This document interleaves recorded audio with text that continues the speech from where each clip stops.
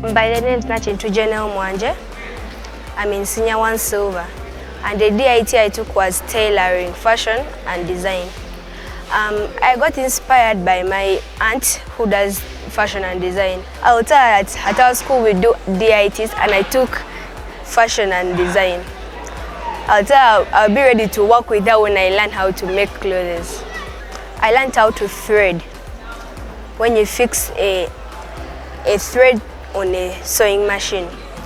And we also learned how to oil the machine and clean it. We also learned how to fix a thread into a needle. That's what we all have learned so far. I had never touched a sewing machine.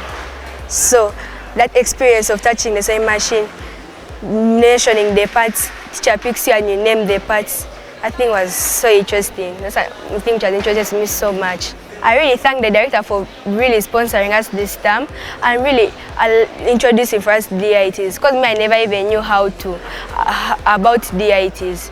So that's when I got to know that I'll start my own business. It really inspired me that much.